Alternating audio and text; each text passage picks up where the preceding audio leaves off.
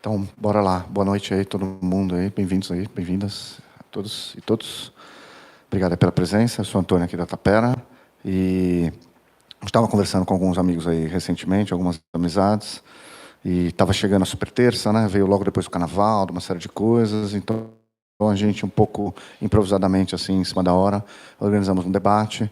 E a gente agradece bastante a presença aqui do Hugo e da Aline, ambos editores aqui da Jacobin, que têm feito um trabalho importante de trazer discussões que estão rolando de maneira muito intensa em outros grandes centros aí, na Inglaterra, nos Estados Unidos, em outros grandes lugares, e trazendo aqui para o Brasil esse tipo de discussão. E a gente achou que era bom fazer na sequência da Super Terça, fazer uma conversa, um debate informal, bater um papo sobre o que aconteceu, o que pode acontecer, as perspectivas, o que a gente esperaria que aconteceria, o que a gente agora espera que acontece, não só nas primárias dos democratas, mas mais na frente, na disputa com Trump. A gente pode discutir aqui questões do sistema eleitoral norte-americano, qual democracia, que tipo de democracia é essa que funciona dessa maneira, vulnerabilidade, financiamento, a ascensão da extrema-direita no mundo, né, a força do Trump lá, e como isso ressoa no Brasil, possíveis impactos, enfim, vocês têm aí uma ampla gama aí de temas correlatos aí que vocês podem navegar. Então, obrigado mais uma vez por terem topado aí, num espaço tão curto aí de tempo, participar aqui. E, enfim, passo a palavra para o Hugo, que já está com o microfone na mão. Tá bom. Tá bom. Tudo bem, pessoal? Boa noite. Bom, legal que vocês vieram aqui. Acho que a ideia é fazer um bate-bola mais tranquilo entre a gente aqui sobre o que aconteceu ontem. Então, tem coisas aí de várias velocidades. O que está acontecendo como um processo de médio e longo prazo nos Estados Unidos, do ponto de vista de como se configura a luta de classes lá, de um tempo para cá, o que está acontecendo, o que significa essa eleição, seus contornos, o que aconteceu ontem. Vamos lá. Primeiramente, a gente tem um cenário que eu vejo um pouco diferente do que estava rolando tradicionalmente nos Estados Unidos. Eu diria que a democracia americana ela tem esses contornos dos anos 30 para cá, muito embora a eleição de 1912 tenha sido um diferencial e que dá mais ou menos a forma de que o Partido Republicano e o Partido, inclusive, marcou a supressão de alternativas partidárias aos dois grandes partidos. Porque quem der uma pesquisadinha vai ver, por exemplo, que em 1912 você teve 4 candidatos competitivos, inclusive um terceiro partido grande, o Partido Progressista, que era liderado por um ex-presidente, o Teddy Roosevelt, um ex-republicano, que se rebela contra o Partido Republicano, que se tornou mais ou menos isso que a gente está acostumado a ver hoje.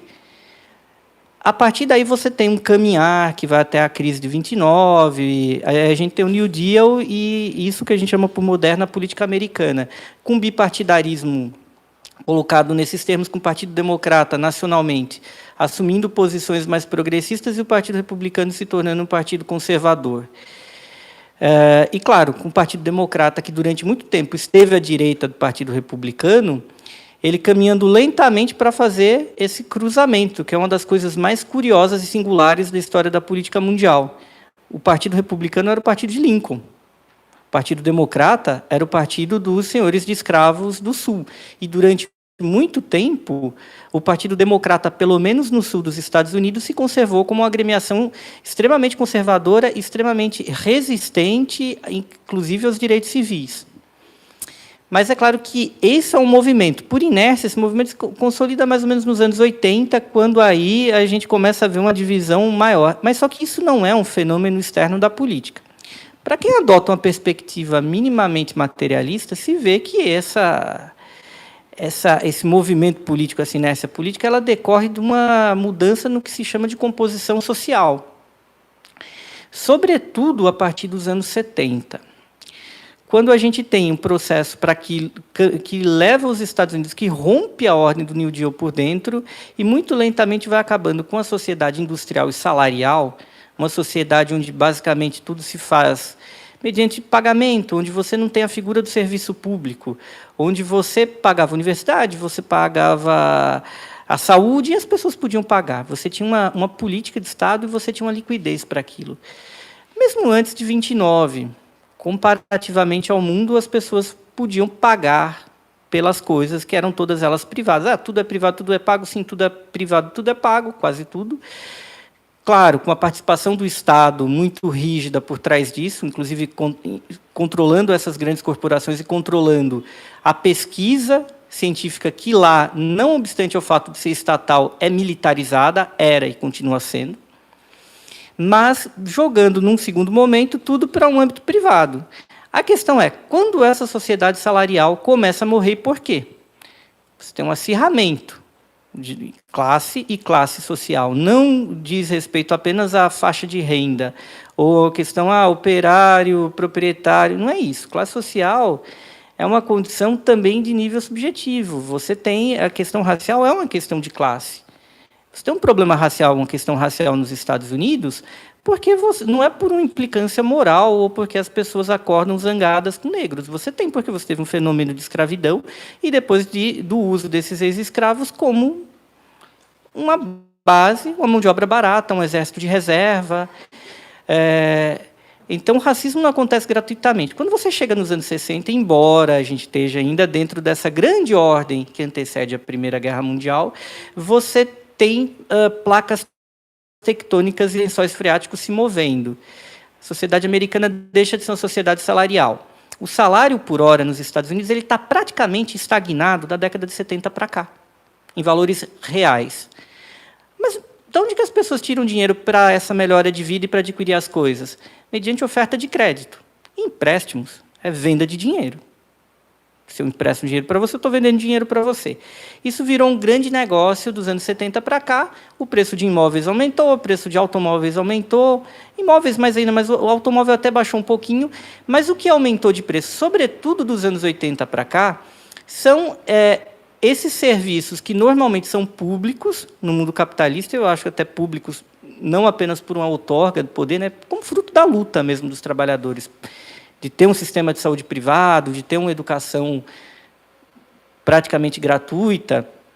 Nos Estados Unidos isso nunca aconteceu, mas os custos disso daí aumentou bastante. Então, é uma coisa muito curiosa. Até o Bernie, ele tweetou recentemente uma coisa de quanto aumentou o custo para um estudante universitário se manter salvo engano, em Nova York, não lembro. Ele fez uma conta assim.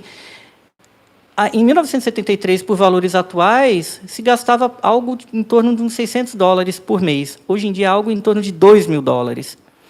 Se a gente pegar o valor do seguro-saúde, eles aumentaram brutalmente nos anos 80. E o valor da moradia, que inclusive foi o deflagrador dessa crise de 2008, embora seja uma crise causada por outros fatores, a moradia aumentou muito. Então, aquilo que era uma casa que valia X, ela começou a ser parcelada em vários anos, ela passou a valer muito mais do que aquilo. Essa sociedade salarial se torna uma sociedade da dívida, e isso passa a mudar a relação entre as pessoas. A desigualdade social aumenta, as pessoas elas não têm mais a autonomia que elas tinham antes, elas não recebem o salário delas, elas têm de virar ao mês para pagar o boleto, e de coisas que não são bens de consumo, com o consumo sendo oferecido de forma barata, mas com serviços essenciais se tornando cada vez mais caras. Então, o cara está se endividando para pagar a universidade do filho. A mulher está preocupada com o seguro-saúde da família. E aí você tem esse transitar de coisas, e uma desigualdade social aumentando, mas com o sistema americano sendo profundamente inteligente, sobretudo do ponto de vista das minorias étnicas e minorias em outros sentidos, sendo cindidas de qualquer percepção de classe, como se a questão racial não tivesse nada a ver com a questão de classe, a questão de gênero não tivesse nada a ver com isso, e até a questão etária não tivesse nada a ver com isso. E a gente começa a ter uma sociedade onde ela se torna cada dia mais desigual, mas quem vai caminhando para o topo, de certa maneira, você tem minorias étnicas que estão sendo conduzidas para o topo. E a ideia de uma classe média branca, que já foi maior, que ela acaba também caindo. surgindo até um sentimento de frustração. Isso aqui é um problema racial, eu sou branco, você é negro, e os negros estão crescendo. E a minha ruína pessoal é porque você tem uma democracia contemporânea nesses termos, que ela promove essas minorias e ferra a minha família. Isso era uma coisa que estava ali pressuposta já dos anos 70 em diante, mas que ela piora muito com a crise de 2008. A crise de 2008 gera desemprego, mas a crise de 2008 gera, sobretudo, uma crise no quê? Na oferta de crédito para a pessoa física custear esses malditos serviços que ninguém pode abrir mão e que, no caso, lá se tornaram cada vez mais caros e continuaram se tornando cada vez mais caros.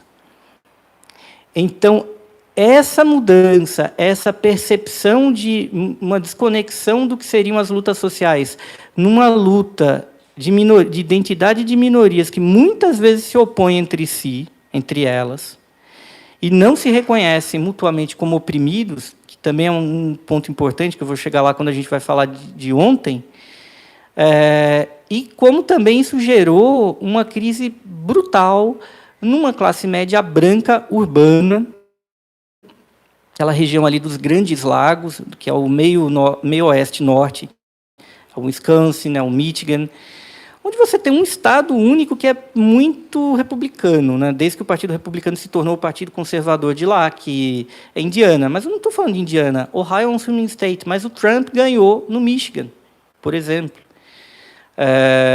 O Trump ele ganhou em Wisconsin também, que são estados industriais ligados à indústria do carro que se ferraram em 2008. E onde as pessoas, onde essa classe média branca se viu sem chão. Você chegou até queda da população desses estados. O Michigan teve queda, as pessoas mudaram. Virou uma cidade fantasma, que era a cidade do carro, que era uma coisa. O Robocop fez uma profecia, né? O Robocop falou que ia dar merda em Detroit. E tudo isso aconteceu e você começou a ter uma radicalização política, mas uma radicalização política que se deve a essa radicalização e essa fissura socioeconômica que se aprofunda.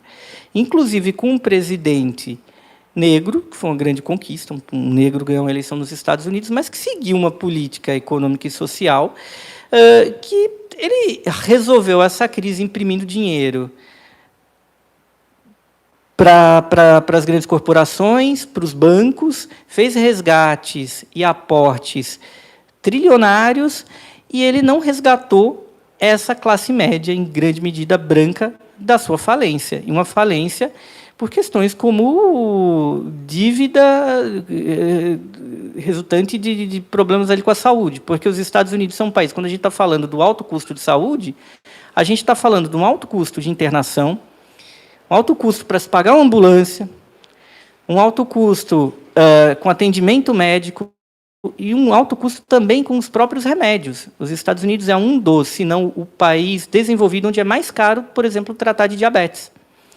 Então, você tem famílias literalmente quebradas por conta de questões de saúde, inclusive vivendo o luto de um parente que faleceu e ainda tem de pagar a dívida ali. Tem regiões dos Estados Unidos que você paga a luva que o médico usou, assim, você paga os serviços, o básico do que é usado no hospital no atendimento à saúde. No Alasca, eu tenho um amigo que foi para o Alasca fazer mestrado. Se estiver me vendo aí, é uma figurinha. Ele falou, se eu passar mal aqui, eu tomo um Uber para o hospital, porque a ambulância vai... Se eu não morrer do que eu estou passando mal, eu vou morrer do coração aqui, com a dívida. É trágico. E é um problema que se avolumou num grau... Por exemplo, vamos imaginar, coronavírus nos Estados Unidos. Se tiver uma epidemia de coronavírus. Massachusetts é $3 mil para você ser testado se você está com coronavírus ou não. $3 mil o indivíduo paga para testar se você está com coronavírus. Imagina, aí esse sujeito descobre que está ou não está e vai ficar com a dívida, como aconteceu com aquele caso rumoroso. Imagina se a pessoa precisa ser internada de uma forma especial, né? E isolamento. Quanto é que vai custar isso? Ou um caso de uma mulher que estava narrando, perdeu o filho num acidente de carro junto com o pai. O Bernie retweetou isso também. E aí o marido dela, que não se feriu tanto, não quis ir para o hospital, porque senão de pagar o custo da UTI da criança. A criança foi lá e morreu. E ficaram com a dívida de mais de $100 mil, uma coisa absurda. Então, tem uma outra anedota, Hugo, só para Não, pra gente trocar. Eu e o Hugo. Aqui, gente, a gente é da equipe Giacomo, até fazer um jabá aqui. Essa bela revista que o nosso publisher trouxe, ajudou a trazer para o Brasil. Eu estou na editoria da próxima edição agora. Quem quiser comprar, adquirir, ela é muito boa. A gente trouxe para o Brasil para justamente trazer. A revista não trata em si sobre os problemas norte-americanos, é uma revista anual, então ela é um pouco mais densa, são artigos, etc. Mas uma anedota do que o Hugo está contando sobre os problemas de saúde.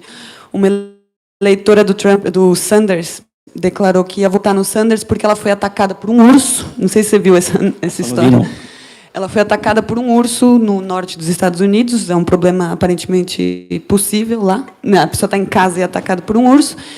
E ela disse que ela ficou tão frustrada de ser americana, porque enquanto ela era atacada pelo urso, ela teve assim, reconstruiu o rosto dela, teve problemas seríssimos de saúde. É um urso, afinal de contas, sobreviveu.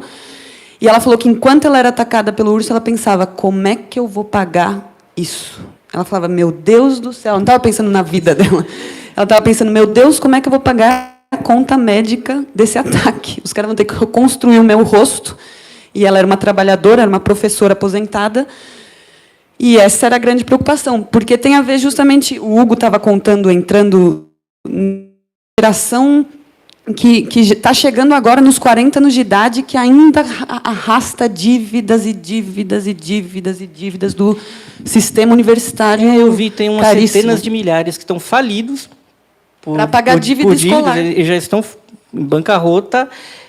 E não só isso. É a primeira geração nos Estados Unidos de uma galera que se forma e se ferra como a gente aqui no Brasil. Quer dizer, uma galera com seus 30... O Caso Cortez é uma estrela dessa geração e é uma pessoa formada com mestrado que morava num lugar super simples. Morava na periferia de Nova York, com uma carreira acadêmica brilhante, diga-se passagem, a dela. Isso não acontecia lá há 10 anos. Hoje em dia tem uma geração que está aos 30, que não é rebelde sem causa, ou como muita gente aponta, pessoal... Não, é uma questão material mesmo. É a primeira geração de pessoas nos Estados Unidos que, não obstante ao fato de estarem devendo, porque os custos são altíssimos, não conseguem arrumar um emprego para pagar isso, para tocar a vida, para superar a situação dos pais. Lá ocorre a chamada mobilidade social para baixo. Então, não é à toa que você tem uma grande adesão entre os jovens ao Bernie. Isso é um ponto, assim. E quando isso acontece, a questão etária deixa de ser a mera questão etária, se torna uma questão de classe, porque isso é uma questão de classe. Na medida em que o sistema americano basicamente decidiu que uma geração inteira ela vai ter de se conformar com a mobilidade social para baixo. As pessoas, a nossa geração nos Estados Unidos, dificilmente... Isso acontece, em parte, nos centros urbanos do Brasil também, mas dificilmente filhos do subúrbio americano branco... que nasceram nos anos 80, 90, até final dos anos 70, dificilmente hoje são capazes de, ao casarem, terem seus filhos, de viverem no mesmo bairro que foram criados, empobrecem, isso cria diversos tipos de tensão social, como bem disse o Hugo, de cunho, inclusive racial, de gênero, de etária, etc. Vira quase uma briga entre jovens e velhos, os velhos que não querem abrir mão do que tem já, e os jovens que não conseguem alcançar esse... American Dream, né, de conseguir alcançar os seus sonhos, etc. Eu queria entrar, não sei se, Hugo, me permite, a gente podia também agora tentar ver como é que o desenrolar do que o Hugo apontou, da construção social, então, dos Estados Unidos, da crise, etc., mas também seria interessante um histórico de como esses anos todos se organizaram os trabalhadores americanos, como é que é a história dos movimentos de esquerda ou dos trabalhadores, as lutas civis americanas no geral.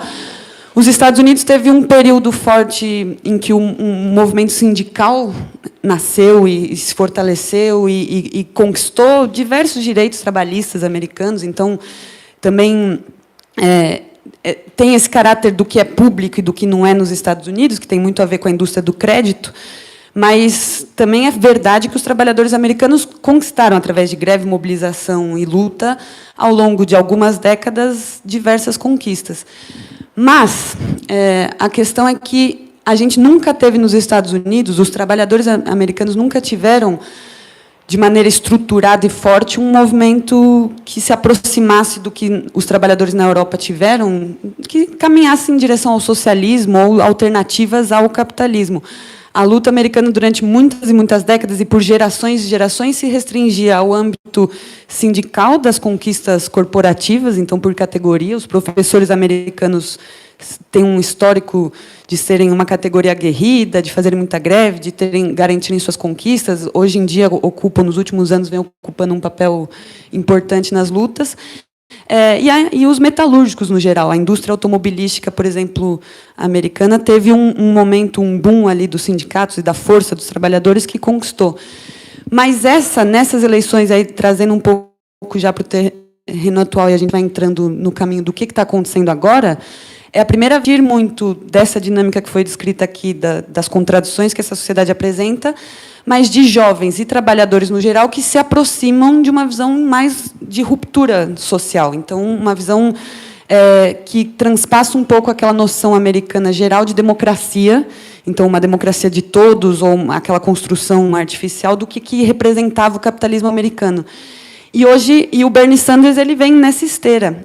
O Bernie Sanders e uma organização que eu não sei se todos conhecem, que é o DSA, que é os Socialistas Democráticos da América, que é, digamos, a base de sustentação política da campanha do Bernie Sanders desde 2014.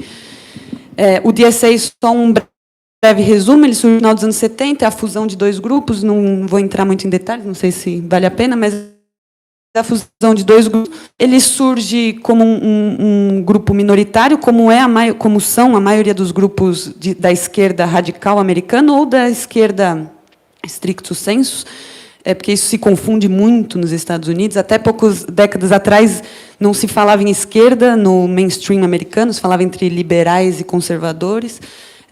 Agora já se fala de esquerda, e aí tem uma confusão quase como se o Partido Democrata de fato fosse um representante da esquerda progressista, que não é.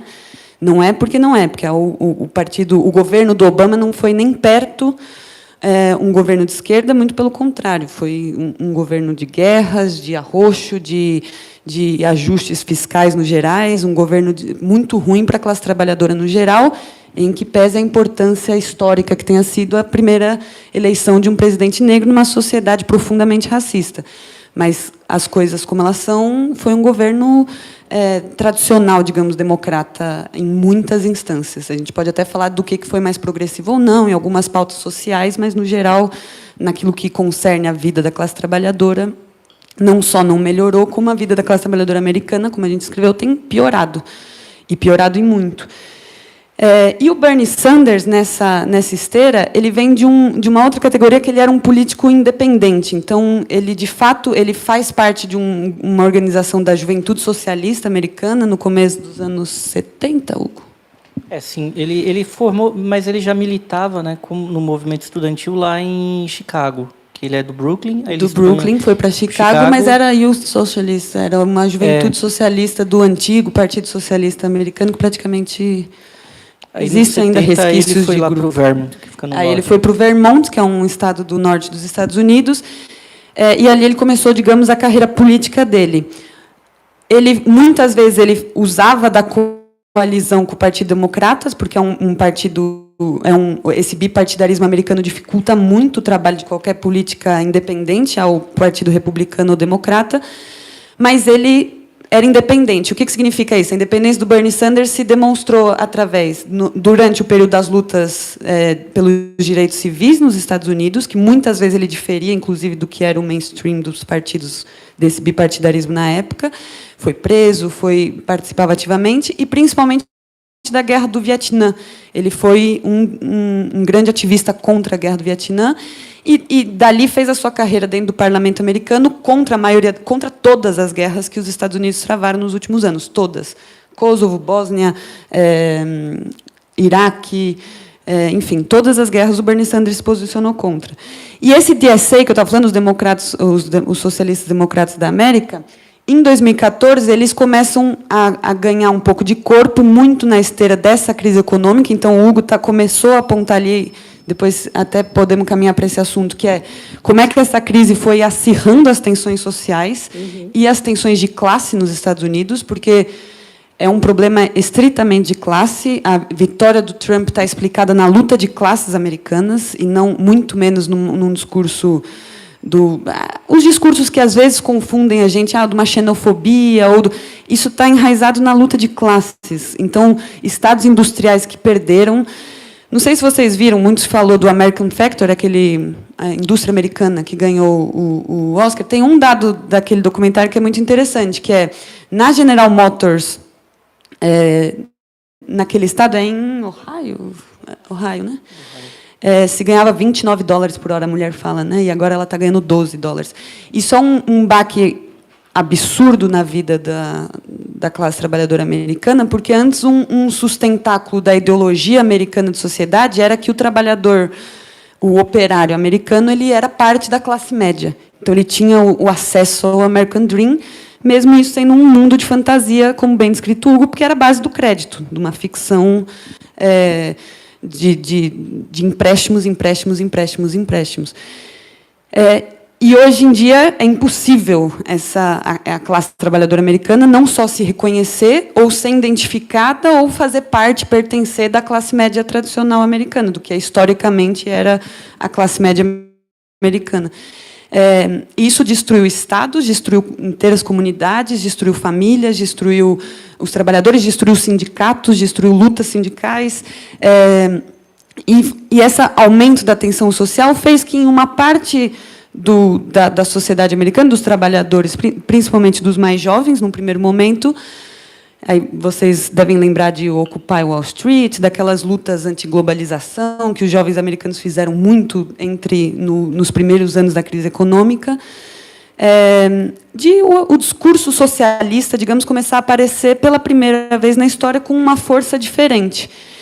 E o DSA, em 2004, numa conferência que eles tiveram, propõe a candidatura do Bernie Sanders como, digamos, a figura que poderia ajudar a promover um debate diferente para o que não se pensava ainda do que seria ocupado pelo papel do Trump, mas já vinha nessa esteira de tensões. Não se imaginava que o Trump seria presidente, mas se imaginava que a gente estava caminhando para um acirramento de tensões ideológicas grande. Porque só nisso aí, Aline, a gente tem de lembrar do Occupy Wall Street e toda uma movimentação de jovens já para bancar a campanha do Obama, que foi uma coisa que foi um fenômeno, porque você teve um ativismo, naquela época não tão bem organizado. O DSA era uma organização de velhinhos, né? Até bem pouco tempo atrás, uma galera que ainda era da geração dos anos 60, parou ali e, de repente, dá esse boom de jovens, que se explica por todas essas questões que a gente colocou e algumas outras. E a galera resolve se organizar, inclusive, por esse sentimento de traição do que foi o governo Obama, de se apresentar como uma coisa muito mais conservadora. Então, uma parte da galera, vendo que o Obama ele comparava o Occupy Wall Street com o Tea Party. Falava, não, eu estou aqui entre os dois, eu não sou nenhum dos dois. E, ao mesmo tempo que se via naquele momento, não Trump, mas a força do Tea Party e que alguma coisa sairia dali. Então, isso mobiliza uma galera a falar, então, mais jovens no DSA, e o DSA começa a se tornar mais jovem. Como era o nome daquela senhora do Tea Party? Como era o nome dela? Era uma senhora foi, digamos, a primeira figura... Que era vice do Biden, que era a governadora do Alasca. Exatamente. Sarah Palin. Sarah Palin, isso, obrigada. Era uma figura... Começam a surgir esse tipo de figura, né, que hoje está em moda no mundo, né, do populismo de extrema-direita. Então, ela puxa a corda para a extrema-direita, o Tea Party faz uma super convenção, ela sai lá do Alasca para ganhar terreno em todos os Estados Unidos, começa a ficar estranha a coisa, e o DSA ganha esse boom de jovens que o Hugo estava descrevendo. E eles falam, queremos o Sanders. O Sanders é o cara, justamente, em parte, pela trajetória socialista do Sanders, do que se pode... Aí depois a gente pode entrar nos detalhes. Eu me considero socialista e das diferenças que a gente pode ter com o Bernie Sanders. Mas a gente tem uma experiência latino-americana que vem de outras tradições, de outras bases, etc. Para os Estados Unidos, isso era um fator novo, um cara independente, que sempre foi independente, que não era um protagonista na luta parlamentar americana, de um estado sem muita relevância política, que é o Vermont. Então, esses jovens puxam a corda para o outro lado, né, com o que o Hugo estava dizendo do Tea Party, e vão para cima. Então, queremos Bernie Sanders.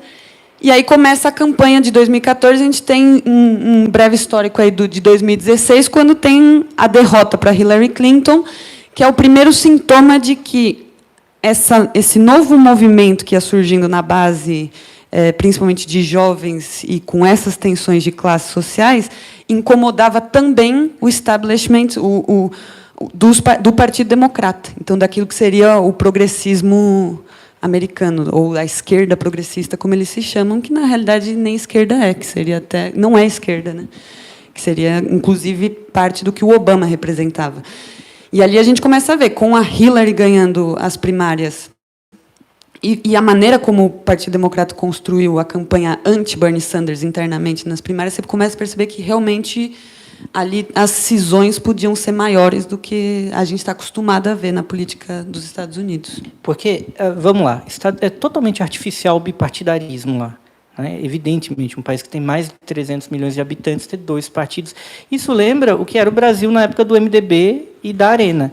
Só que uma coisa que eu sempre enfatizo nesse bipartidarismo, Aline, me corrija se eu estiver errado, ele acaba favorecendo a direita, no seguinte sentido. O Partido Republicano se tornou esse polo da direita. Por que ele tem tanta força? Porque você tem uma instituição muito poderosa nos Estados Unidos que se chama Senado. Quantos senadores tem no Alasca? 2. Quantos senadores tem na Califórnia? 2. É um modelo que a gente copiou aqui. Que a gente copiou, tragicamente, lá é pior ainda, porque você tem estados muito pequenos. Mas tem estados ali da Nova Inglaterra, dentre eles lá o Vermont do Bernie, que assim, tem Boston, na Nova Inglaterra, tem 1/3 da população da Nova Inglaterra inteira. Não tem ninguém ali. Tem o Stephen King, tem o Bernie, e o Boston Celtics, e a torcida, e acabou. E, ao mesmo tempo, você tem a Califórnia, que é um lugar gigantesco, e tem o Alasca, que não tem ninguém. Aí você tem todos aqueles pequenos estados agrários do sul, Alabama tem 2, Georgia tem 2. É um inferno. Isso dá uma... Montana tem 2, ninguém tem mora em em Montana, Dakota do Norte, Dakota do Sul, Idaho, que nem são tão reaça, né? Tem lugares piores. O sul lá é horrível. Não, mas Idaho é vazio. 3 pessoas e uma plantação de batata, mais ou menos isso. E um cara da Ku Klux Klan. E aí, isso cria um poder. Se você tem um bipartidarismo, tem um partido identificado com a direita, ele acaba sendo super representado. E o fato dele ter a possibilidade de superrepresentação, ele acaba se tornando forte e viável para disputar uma eleição presidencial, para disputar nos estados também. Então, se o Partido Republicano, que tem mais ou menos 25% da simpatia dos eleitores americanos, ele acaba se tornando uma coisa muito maior do que ele é na sociedade, acaba até potencializando isso daí. Isso se viu muito agora no processo de impeachment do Trump. Como é que é a bizarrice, que não sei para quem acompanhou, mas é uma bizarrice completa. Porque o Senado barra, mas assim, não tem nem por onde correr, assim, é um negócio bizarro. E o Partido Democrata, ele acaba sendo uma agremiação que é liberal, que tem uma cúpula profundamente controladora, intervencionista, e que estão trabalhando hoje para sabotar o Bernie, trabalharam duramente em 2016 também. Eles gostam de ter uma ala socialista lá para dizer, olha como nós apoiamos a diversidade, mas se essa diversidade periga assumir a hegemonia do partido, eles agem. Então, quer dizer, o Bernie faz a crítica a Cuba, mas eu não sei até que ponto Cuba e o Partido Democrata... Então, é uma boa disputa de quem é menos democrático. Então, é um processo muito difícil. O atual presidente mesmo do Partido Democrata fez declarações duríssimas. Você tem um establishment, você tem uma tecnocracia no Partido Democrata. E o fato do Partido Democrata permitir que tenha uma minoria socialista lá dentro, mas, ao mesmo tempo, não permitir que essa maioria socialista perigue assumir hegemonia, ter cargos no Comitê Nacional, é um jeito de você controlar coisas. Se a gente vê aqui no Brasil, a gente copiou essa tragédia como farsa. Na ditadura militar, inclusive com o dedo americano. Então, a gente tinha a Arena e tinha o MDB, com a direita super representada na Arena, criando um bipartidarismo que, sendo 2 polos ali, favorecia a direita, e o MDB cabia tudo. E o que seria de uma esquerda brasileira que já tem seus milhões de problemas se ela não tivesse saído do MDB? Que seria comandado, como era à época, pelas figuras que são hoje do PMDB, que são do PSDB, e era um partido só.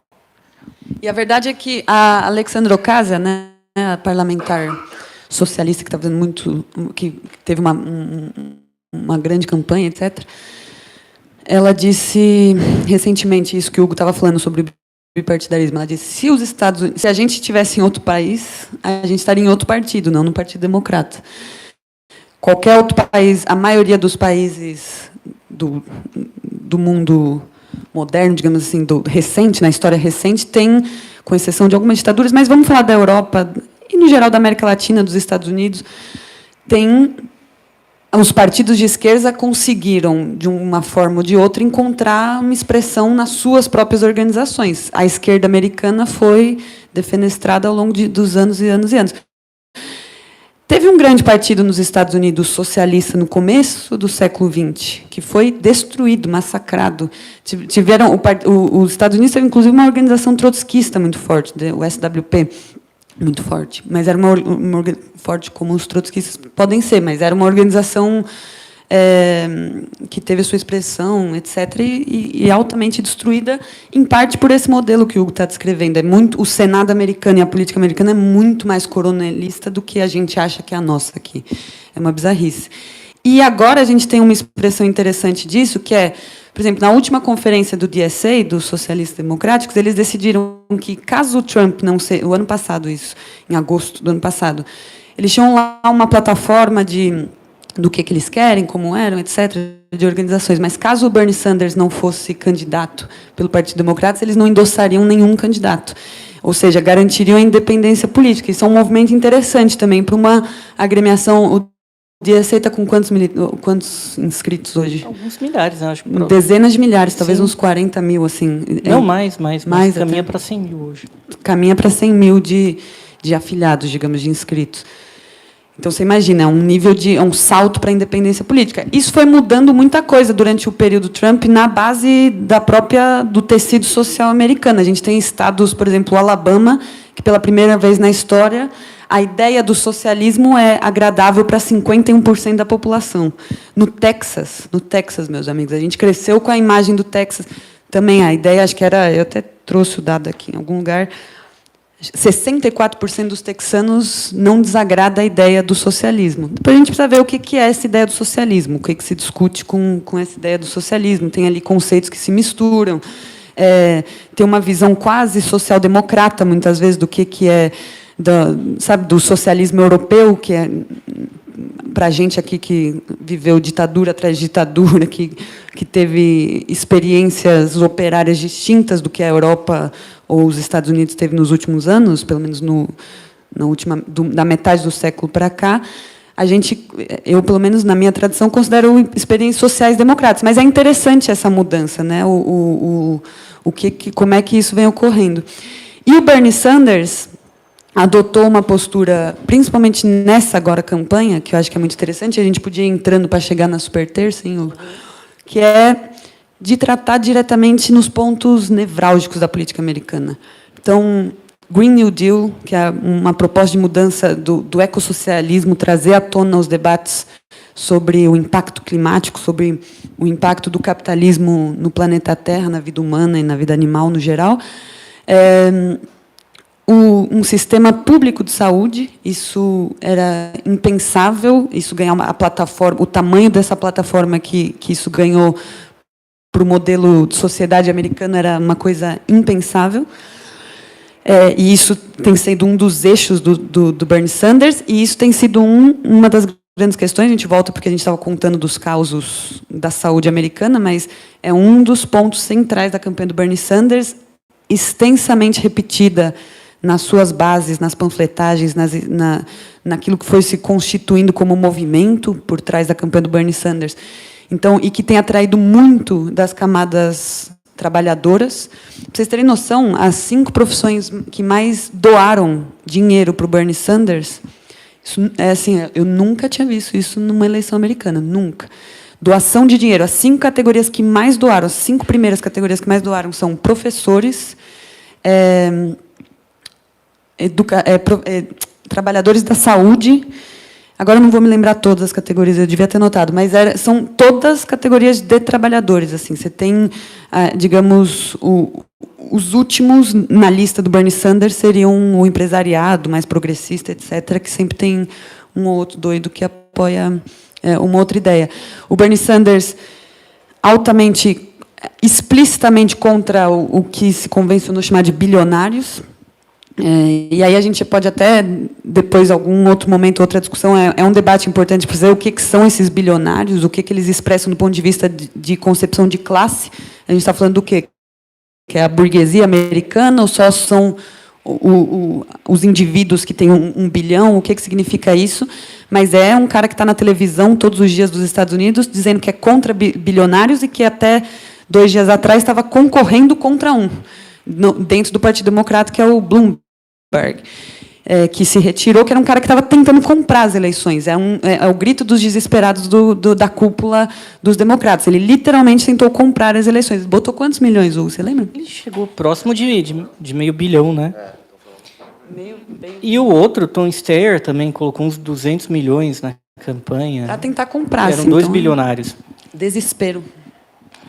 E a gente podia falar um pouco do Biden, né, que entrou aí na super terça, e como é que isso apareceu. Porque a super terça, que é o dia em que se votam a maior parte em que uma grande quantidade de estados votam ao mesmo tempo, que foi o dia de ontem, teve um ponto fora da curva aí, que para o Hugo não era nem tanto, acho que ele podia até falar um pouquinho, que é essa figura do Joe Biden, que foi o vice-presidente do Barack Obama, mas que é uma figura detestável em diversos aspectos. É um cara ruim de política, incapaz de não só debater contra o Trump, mas de vencer o Trump, homofóbico, ignorante do ponto de vista intelectual em muitos aspectos. Ontem ele confundiu a irmã dele com a mulher, não sabia quem que era a irmã, quem que era a mulher, no meio de um discurso meio limitado assim, intelectualmente, e que tem muitos problemas de campanha. E ele apareceu numa curva que foi um pouco parte do como é que a gente começa a entender qual que vai ser a movimentação dessa cúpula democrata para tirar o Bernie Sanders da reta. Porque o Bernie Sanders teve vitórias esmagadoras em New Hampshire, no Iowa, com a confusão, que foi o primeiro estado, mas ganhou, New Hampshire e Nevada. O movimento Bernie Sanders ganhou uma força moral muito grande, e já tinha gente cantando vitória nos Estados Unidos, muito antes da hora. E aí, o cara que estava em terceiro lugar, ele estava em terceiro, né? Chegou quarto. Em quinto, né? Porque tinha Warren ainda. De repente, hoje, ganhou. Ele está com uma diferença... Quando fechar a Califórnia, que ainda não fechou, que é um colégio eleitoral muito grande, eu acho que a diferença vai ficar entre 40 delegados do Biden a mais do que o Bernie Sanders. Para ser candidato pelo Partido Democrata, você precisa ter 1.991, algo do tipo, delegados. E o Joe Biden ontem fechou com 500 e pouco. Quase 600. Quase 600. É que lá tem uns 1.900, mas é para você ganhar sem precisar do voto dos superdelegados, que são aqueles caras que são dirigentes do Partido Democrata, são deputados, senadores. São os caras que vão garantir que os socialistas que estão, ou alguma ala que não interesse a cúpula, não vença a primária. Que era naquele primeiro momento da campanha, quando o Bernie ele cresce, houve um debate onde, basicamente, todos os candidatos eles falavam, não, a gente vai apoiar se o candidato aqui, algum candidato não tiver 50 mais um, desses delegados que são mais ou menos proporcionais, se não tiver, a gente apoia que os superdelegados votem como eles bem entenderem. Porque eles estavam achando que o Bernie poderia ficar ali em primeiro. Aí falaram, não, enfim, que os superdelegados resolvam isso, dizendo assim, em resumo, que o Bernie deveria ter uma vantagem de uns 700 delegados, em uns 3.800, para ele ganhar. Senão, eles iam defender uma sabotagem, que esses delegados que são eleitos, mas não para definir quem é o candidato à presidência, que esses caras interviessem. Então, teve um jogo muito pesado, que foi um fenômeno muito curioso, porque a Aline falou assim que não foi uma surpresa tão grande. Sim e não. Eu tinha feito uns cálculos, uma conta meio de padeiro, depois do Iowa. Eu tinha a impressão que, depois da superterça, tanto Bernie quanto Biden estariam mais ou menos com uns 500 e poucos delegados, uns 540, 550 cada um. Mas tinha muito estado que não tinha pesquisa recente. As pesquisas lá são ruins. Elas não são tão boas. Aqui no Brasil pode ter fraude, mas os nossos institutos são bons. Eles medem certos comportamentos do eleitorado com a precisão maior. E isso dava a entender que o Bernie quando o Bernie começa a crescer depois de Nevada, dava a impressão, bom, ele ficou em primeiro no nacional, ele ganhou bem em Nevada, ele vai chegar lá, e o Biden é um cara que estava morto. Mas começa a rolar um movimento contrário, sobretudo com Obama jogando na surdina, para falar, vota no meu vice aqui, com todos os candidatos batendo no Bernie, e três fatores importantes. 2 candidatos que renunciaram antes da superterça, o Pete Buttigieg, por exemplo, Bashar, lá do Minnesota, ela, inclusive, manifestou apoio para o Biden, e a Elizabeth Warren não renuncia. Sendo que a Liz Warren, ela já viu que ela não tem chances de ganhar a eleição. Ontem ela ficou em terceiro no próprio estado onde ela é senadora, mas ela não abriu mão da candidatura dela em momento nenhum. E tirou o super PAC do Sanders, porque ela não passou a perna nele. Sim, e ela não uniu uma campanha, ela se colocava como uma candidata progressista, seria razoável que ela se unisse ao Bernie se ela tivesse em desvantagem, mas ela se manteve na disputa. A votação dela, se não fosse para ela, muito provavelmente iria para o Bernie. Juntos, os dois têm uma votação maior do que o Biden, mas ela continuou dividindo. E ela se manteve. Então, mais do que os 2 candidatos que saíram no momento em que o Biden estava no momento de crescimento, eles foram retirados, porque se temia que o Bloomberg dividisse votos com eles, e a Liz Warren foi mantida ali, né? Sendo que esses 2 candidatos que retiraram voto, uma mulher e um homossexual assumido, eram candidatos que brilhavam aos olhos de um eleitorado potencial do próprio Bernie. Então, rolou meio com a operação do tipo, vamos lançar muitos candidatos, alguns que representam uma certa diversidade. O Pete Buttigieg era o único millennial de todos os candidatos. O Bernie e o Biden são tão velhos que eles não são nem baby boomers, né? Eles são pré-baby boomers. E aí eles acabam, de certa maneira, fazendo essa operação. Eles retiram um voto que poderia ir para o Bernie e acabam depositando para o Biden. E foi uma surpresa grande esse movimento, de você imaginar um candidato que estava caindo durante uma votação, ele se recuperar durante ela e ganhar votos. Mas um voto, sobretudo, ligado com a comunidade negra americana. E com lideranças religiosas e políticas nesse alinhamento que vem da gestão Obama, de falar o Biden é o vice, sendo que o Biden é um sujeito que nunca lutou. Inclusive, o Biden ele foi contra os direitos civis. São 40... A carreira política do Biden é 40 anos de ataques à classe trabalhadora. Se você, a carreira dele ajudou a destruir a Previdência Social americana, apoiou a maior parte das guerras e foi um defensor da guerra no Iraque, que matou trabalhadores e jovens americanos a rodo, ajudou a destruir comunidades inteiras, economicamente, etc. Uma guerra desastrosa, além de matar civis, parte de um plano imperialista nefasto dos Estados Unidos no Oriente Médio. E era defensor árduo do NAFTA, do programa. É uma carreira trágica. Para a classe trabalhadora, no geral, é trágica. Ataque atrás de ataque. E ele ganha, como o Hugo estava dizendo, no sul dos Estados Unidos, onde ele não fez muita campanha, e dizem até que é melhor para ele não fazer campanha, porque ele ganha mais voto quando ele não faz campanha, porque o cara é realmente ruim como político, até para a política tradicional. Ganhou entre os mais velhos, historicamente, os brancos de subúrbio, intelectuais, a classe... a classe branca de subúrbio americana intelectual no sul e entre os negros, a população negra mais velha, principalmente. Esse foi o público que ajudou, que é parte daquilo que a gente estava dizendo no começo, que são as cisões hoje que a sociedade americana enfrenta, do ponto de vista da luta de classe. E o Bernie Sanders... não sei qual que é a opinião do Hugo, mas, do ponto de vista, até porque a gente está aqui em São Paulo, para falar o que o Bernie Sanders representa, eu acho que, sem dúvida nenhuma, o Bernie Sanders não vai promover uma revolução socialista nos Estados Unidos que vai destruir o capitalismo. Isso seria, inclusive, lindo e parte do mundo estaria salvo, uma parte.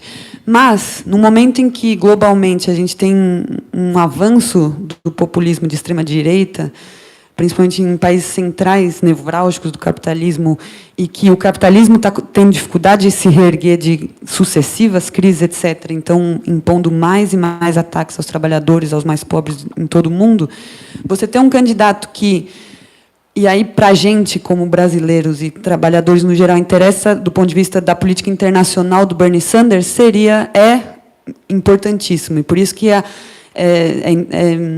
eu acho que parte do dever de todo socialista brasileiro olhar com atenção para a campanha do Bernie Sanders e para o que está acontecendo. Ele tem uma política internacional muito clara e firme de apoio aos acordos, de fazer acordos e acabar com embargos, etc., países como Irã, Cuba, Venezuela, defende, foi o único candidato a presidente, candidato ou político, digamos, com maior envergadura nos Estados Unidos, que foi contra, que reconheceu como o golpe na Bolívia ou na War, inclusive, não só não reconheceu, como disse que era a favor de mais sanção na Bolívia, igual para o Evo, igual as sanções na Venezuela. É uma coisa que o Glenn Greenwald debate no Twitter, principalmente. Durante muito tempo, a Liz Warren ela não falava nada de política externa. Aí, depois de muito tempo, ela andou dando entrevistas para aquela revista, a America's Quarterly, salvo engano. E, cara, é impressionante. O Bloomberg, que é um cara muito conservador e é republicano, foi prefeito de Nova York pelo Partido Republicano, não mudava muito quando ia falar de América Latina. Aí você via que a Liz Warren é uma política do establishment. A Warren defendeu mais sanções na Venezuela, mais sanções. E mesmo quando uma ala progressista da base dela perguntava, mas você não acha que sanção na Venezuela prejudica o povo venezuelano, os trabalhadores venezuelanos, inflige sofrimento? Porque vamos combinar que as sanções americanas hoje é uma das grandes armas de impor sofrimento e desespero aos trabalhadores aqui nesse continente, os nossos vizinhos. E ela defende e aumente-se a sanção. E o Sanders se posiciona contra isso. Ele diz que é a favor da mudança de embaixada de volta de Jerusalém para Tel Aviv, é muito abertamente a favor de soluções, e aí a gente pode discutir que soluções, mas a favor de soluções muito diferentemente dos outros entre palestinos e israelenses.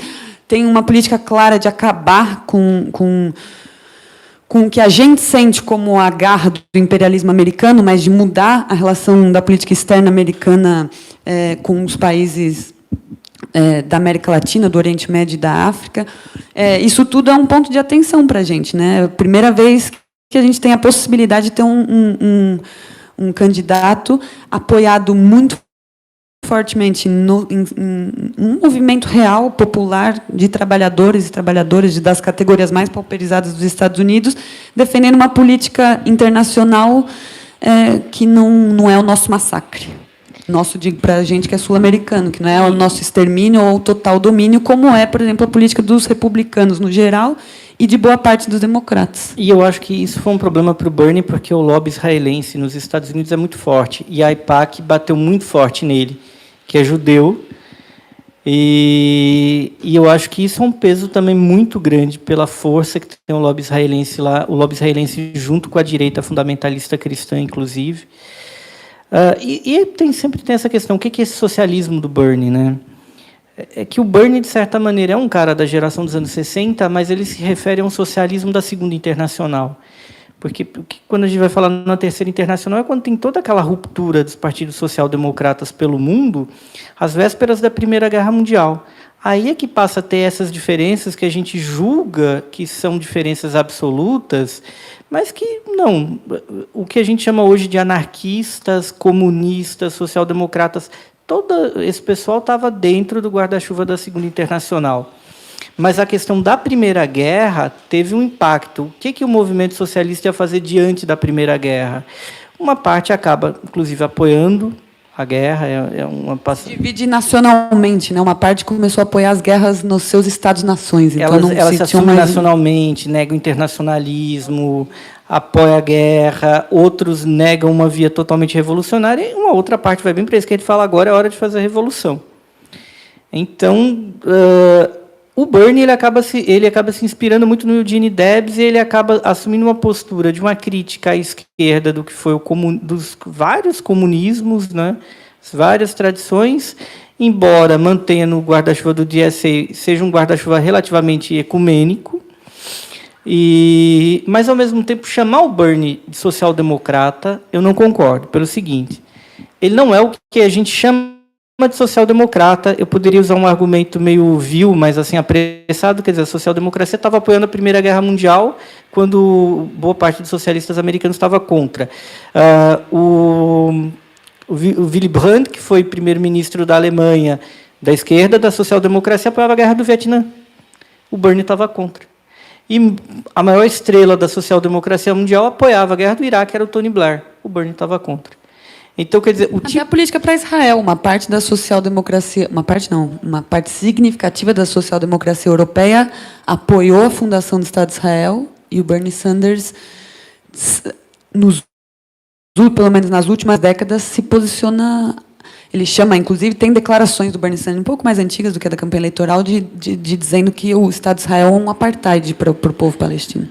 Tem uma parte dessa social-democracia que está em Israel. Hoje em dia é muito minoritária, mas o Partido Trabalhista de Israel é reconhecido como tal. Então, de certa maneira, é muito complicado falar. De certa maneira, o Bernie ele tem uma forma social-democrata, mas ele não é isso que a gente chama de social-democrata num sentido determinado histórico. Ele está à esquerda, não só hoje, mas nos últimos 50 anos, dessa construção que é essa centro-esquerda, que está ali na Europa, que nunca existiu nos Estados Unidos. E tem um ponto importante na história americana, que é o lance da Primeira Guerra, que a gente vê muito a Primeira Guerra na Europa. A gente não entende o profundo impacto que teve a Primeira Guerra nos Estados Unidos, de transformar os Estados Unidos numa potência que reprimiu a esquerda. O Eugene Debs, que é o ídolo do Bernie, morreu igual um Grant. Pegou cana, se ferrou, saiu da cadeia para morrer. Pouca gente sabe disso. E não só isso, mas quando os republicanos de esquerda veem que o Partido Republicano deu ruim em 12... ali em 10, 12, eles fundam um partido progressista, e isso que seria o terceiro partido americano, grande, é também sabotado. Essa galera tem a vida praticamente destruída, e eles entram no Partido Democrata depois, que é o Franklin Delano, sobrinho do Ted, se torna presidente pelo Partido Democrata, aceitando muita gente que foi do Partido Progressista. Então, tem um peso muito grande o que foi essa passagem da Primeira Guerra. Você tem uma tão grande nos Estados Unidos, inclusive por parte do próprio Franklin Delano Roosevelt, mas você tem uma política também de permitir que a classe trabalhadora americana tivesse um privilégio que nenhuma outra classe trabalhadora teve, que era uma liquidez grande, crescimento de salário, condições de adquirir bens, pagar por serviços e viver relativamente bem. Hoje em dia isso não é real, muita gente vai olhar, não, mas o IDH americano é alto. Olha o IDH americano com base do Gini, considerando o índice de Gini. Estados Unidos é top 30. Estados Unidos não é tão melhor que a Rússia. Se você olha o que é a qualidade de vida lá, considerando a desigualdade social. Diferença pequena de posições. Então, é uma situação emergencial que isso não existia antes. E esse socialismo do Bernie acaba sendo um pouco utópico. O que é assumir uma confortável posição do que seria esse socialismo antes da grande celeuma, dessa grande divisão, com todas essas divisões, mas que hoje se apresenta ecumênico para várias tradições socialistas, que, sejamos sinceros, são tradições que deram errado. Por isso que a gente está aqui, né? Porque a social-democracia se ferrou por vários motivos, o comunismo... Várias tradições, e aqui nós chegamos. Então, de certa maneira, o Bernie ele acaba sendo uma coisa que se baseia no ideal teórico no passado e apresenta um futuro. Né? Esse é o grande mérito.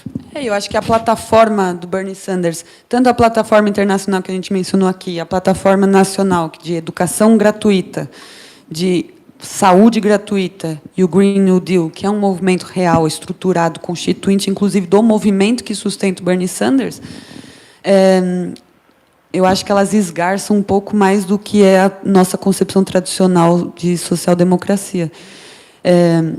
Sem sombra de dúvidas, a gente não está assistindo um processo revolucionário socialista nos Estados Unidos, sem sombra de dúvidas. Mas a gente está construindo, pelo menos, está vendo a classe trabalhadora americana, num momento de crise, construir, talvez, quem sabe, novas tradições políticas. E isso é uma esperança no mundo torpe que a gente vive hoje, né? Dá mais esperança. Só imaginem a possibilidade de, na Europa, do Erdogan, na Turquia, do Estado que está hoje, a Grécia, que está chutando refugiado que nem fosse cachorro, a Hungria barbarizada, todo o leste europeu entregue na mão de fascínoras que, se não beiram, são fascistas. Imagina ter um presidente de uma das grandes economias do mundo e do papel político que os Estados Unidos cumpre com a plataforma do Bernie Sanders. Não nos salvaria, ainda a gente aqui teria muito trabalho a fazer, mas a gente teria, digamos, imaginem um impacto, um impacto positivo teria. E eu acho que, do ponto de vista do que se cria de movimento e do que fica de lastro, é muito importante. Teve um candidato populista, para a gente ir encerrando, a gente abre para as conversas. Não sei se você lembra, Hugo, se vocês lembram. No começo dos anos 70, teve um candidato americano que chegou, mas assim, nem perto do que hoje é a campanha do Bernie Sanders, que era o McGovern, que disputou depois, que foi destruído pelo... Resumo da ópera: esse cara começou a criar um movimento ali que tinha um apelo popular, digamos, o que a gente chamaria de um populismo progressista, que era chamado pelos republicanos da época, os republicanos do Nixon, o bom e velho Nixon, que foi para cima deles com tudo, ele era chamado de o socialista, de o esquerdista dos democratas. E ele começou a ganhar um impacto popular, começou no começo dos anos 70, na eleição de 72. E foi destruído. Primeiro porque foi destruído por causa do vice que ele escolheu, que era um cara que tinha tido problemas mentais, tinha ido para uma ala psiquiátrica, não sei o quê, foi um escândalo no país, não sei o quê. Aí, a partir daí que se criou a tradição nos Estados Unidos do presidente escrutinar a vida do vice. Foi uma das primeiras experiências. E depois ele foi destruído pelo Nixon, aí a história é longa. Foi destruído pela Watergate, não sei se vocês sabem o caso do Watergate, que foi quando o presidente dos Estados Unidos, o Nixon, os republicanos colocaram escutas ilegais na oposição para destruir, enfim, acabar com a oposição. Esse foi o único momento recente na história dos Estados Unidos que teve alguma coisa parecida de um candidato com um apelo popular, que tivesse relação com uma parcela, digamos, das massas mais pobres americanas. E agora o Bernie Sanders. Ele tem 2 semanas para tentar recuperar a derrota dele de ontem, da super terça. Vai ser difícil, como a gente estava apontando aqui, a cúpula do Partido Democrata provavelmente vai impedir. E provavelmente, aí a minha aposta, não sei qual do Hugo, não sei qual de vocês, é que os democratas não derrotem o Trump nas próximas eleições e a gente tenha mais 4 anos do Donald Trump. E isso aponta uma continuidade do ciclo que arrasta todos nós aí ultimamente. Não estou sendo fatalista de dizer que, se o Trump ganha, a gente continua aqui na desgraça em que vivemos, nem estamos falando de Brasil, mas aponta que a gente vai continuar com essas características de governo. O movimento é grande, ainda tem chances, não é? Eu não sou do todo sem esperança, a distância entre eles está de 60 delegados por enquanto, tem a questão dos superdelegados, mas muita coisa pode acontecer até agosto, setembro, ali, que é quando, de fato, as coisas se definem. Eu acho que o Bernie tem uma chance ainda bem menor. O Biden, ele conseguiu algo raro, né? Ele caiu e recuperou um eleitorado que ele perdeu nos últimos meses. Tem a questão desses superdelegados que podem também garantir que seja o Biden, mas a gente tem uma probabilidade relativa do Biden ser esse candidato. Não acho necessariamente que Joe Biden perca para o Trump, porque ele é um presidente que ele não conseguiu baixar a sua desaprovação para menos de 50%. O Trump vai precisar ter um as na manga contra o Biden, por pior que ele seja, ele não tem uma desaprovação de 50%. Ele pode ter esse as na manga. E eu temo por um governo Biden. Realmente, eu acho que, para a gente no Brasil, como há uma identificação desse governo que a gente tem com o Trump, a gente torce muito que o Trump perca. Mas o Biden vai ser um governo muito intervencionista. Falando rapidamente do Biden, ele é elite velha dos Estados Unidos, ele reivindica um único lado da família dele, que é migrante recente, que é católica, que os católicos lá são minoria. Mas o resto não. É uma oligarquia americana velha, ligada ao petróleo, e é um problema muito grande, inclusive do ponto de vista de intervencionismo no Brasil. Talvez o Biden não queira o Bolsonaro, mas ele terá o seu Bolsonaro no Brasil e na América Latina. O amigo Diego aqui, tem um pessoal acompanhando aqui pela internet, ele comenta que ele vê o Bernie como um leve trabalhista, muito autêntico, ainda que tenha votado a favor da invasão do Afeganistão. Ninguém é perfeito, apoio com entusiasmo. Aí ele pergunta, vocês acabaram de comentar um pouco isso, o que concretamente mudaria na relação com o Brasil, no caso do Bernie, mas, enfim, já comentaram um pouco, para ampliar um pouco qual a importância dessas eleições para o Brasil, né? Dada a ligação, a conexão, um tanto quanto forçada, na minha opinião, mas existente, entre o governo do cidadão e o Trump, né? Uma outra, eu queria abrir aí para se alguém tem mais. O João, aqui. Obrigado pela presença, João. Boa noite. Primeiro, eu acho que o Bernie ele me lembra um pouco o último líder importante da social-democracia que reivindicava o socialismo, que era o Olof Palme, que foi o grande líder social-democrata sueco que reivindicava o socialismo e que tinha posições internacionalistas, anti-imperialistas, que levaram, inclusive, ao assassinato dele em 1986, como apontam, até hoje é um crime não esclarecido na Suécia, mas apontam várias evidências, enfim, que foram forças externas, talvez do apartheid, obviamente, em colaboração da CIA, etc., que assassinaram o Olof Palme em 86. A gente não deveria ter dúvida disso, né? Agora, a minha pergunta eu acho que focar na figura do Bernie é um pouco, assim, bastante insuficiente. Olhando, eu acho que aconteceu uma coisa, a nossa geração, basicamente, assim, que teve envolvidas, tem até um texto na Jacobin falando de como a campanha do Bernie, de alguma maneira, legatária de Seattle em 1999, etc. Essa geração, ela aderiu nos últimos anos, depois da crise do capitalismo em 2008, a partir dos levantes que aconteceram pelo mundo em 2011, ela aderiu à política institucional em vários lugares do mundo. Isso gerou, no Brasil, algumas ondas de entusiasmo seguidas de algumas ondas de frustração. Então, teve um setor da esquerda que era um grande celebracionismo com Syriza, e aí depois desse mesmo setor veio a frustração. E depois esse celebracionismo com Podemos, aí depois, opa, não era tudo isso. E agora eu vejo uma parte desse mesmo setor com o mesmo celebracionismo, na maioria das vezes, não estou falando que sempre, mas na maioria das vezes, pouco analítico e pouco crítico, com o DSA e com Bernie Sanders. Eu acho bastante significativo, interessante, tenho esperança no que está acontecendo no DSA, sobretudo, como estão conseguindo se organizar nos Estados Unidos e tal, mas eu acho um pouco ruim a postura, às vezes, de uma euforia quase boba que alguns setores da esquerda têm com relação a isso, abdicando um pouco da análise crítica. E de algumas perguntas. Então, eu não sou nada especialista em política americana e tem algumas perguntas que eu não sei se vocês talvez saibam responder. Nós que somos materialistas, a gente sabe que muito mais importante do que a eleição é o grau de organização e de luta da classe trabalhadora, dos setores populares, subalternizados, oprimidos.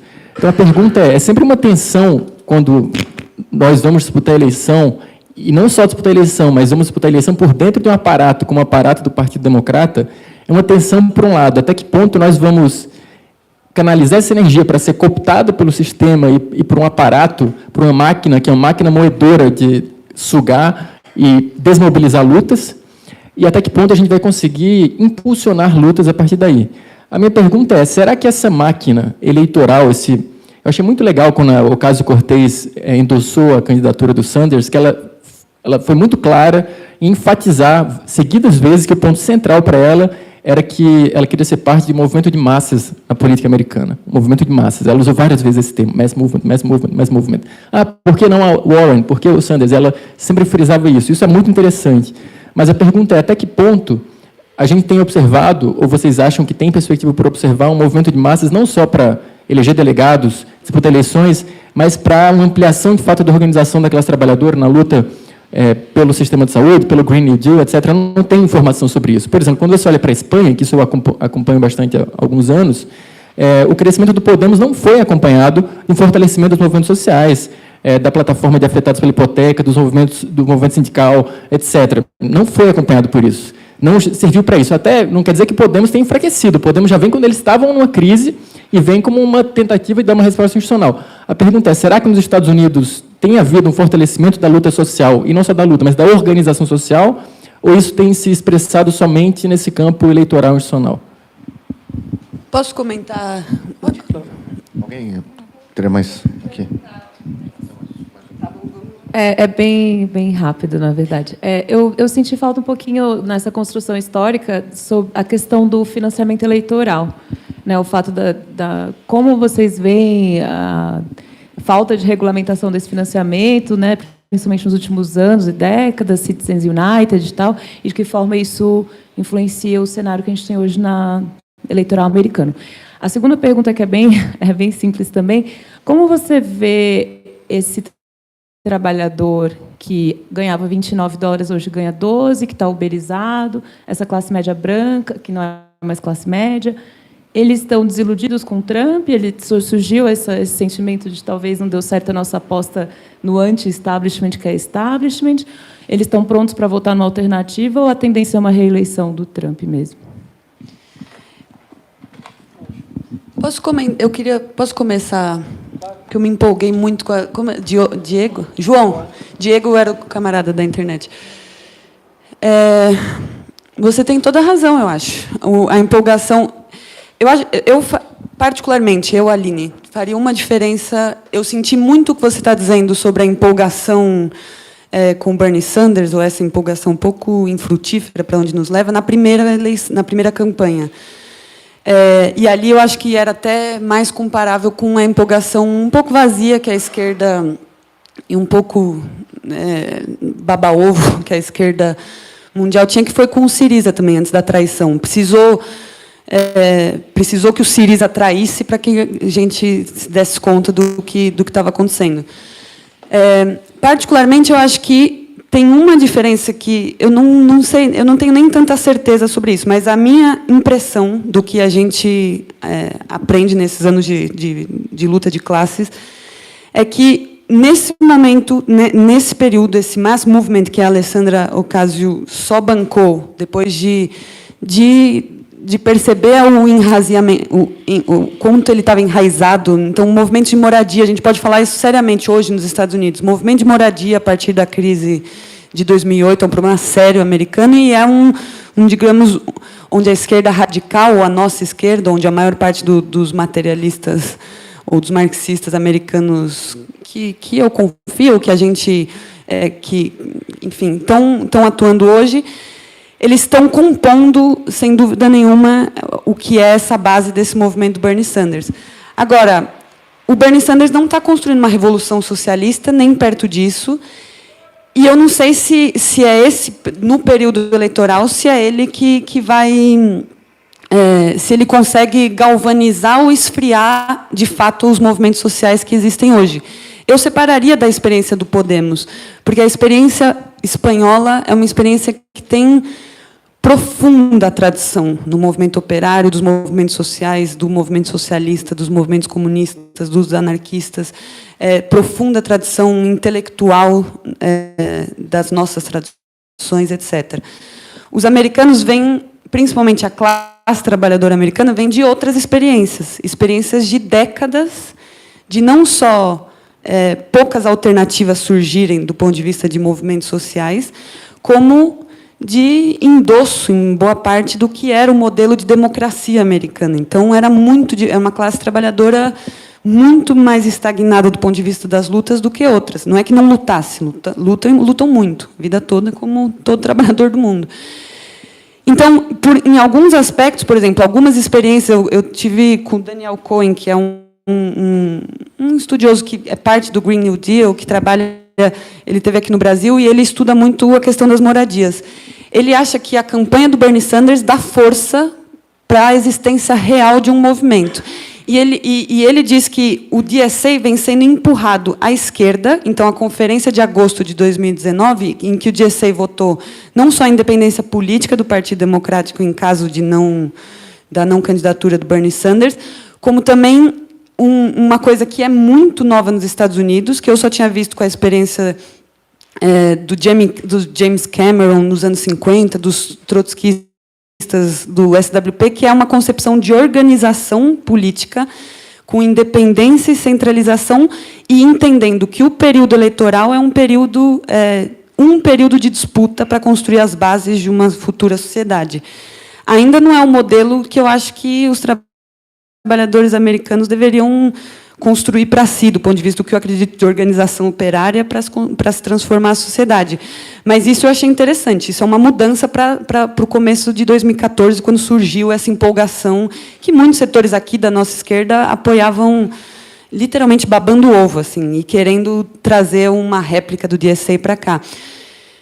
O DSA vem discutindo isso, como é que o papel eleitoral dos socialistas. Eles são socialistas democráticos, e eles acreditam num outro conceito que eu acho que é bem problemático na campanha do Sanders, fazendo as perguntas que você propôs, que é o conceito de revolução política. O que é essa revolução política proposta pelo Bernie Sanders?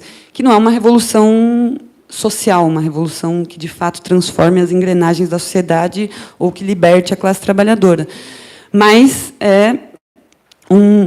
eu vejo, na minha humilde opinião, eu vejo com olhos diferentes do que vem sendo.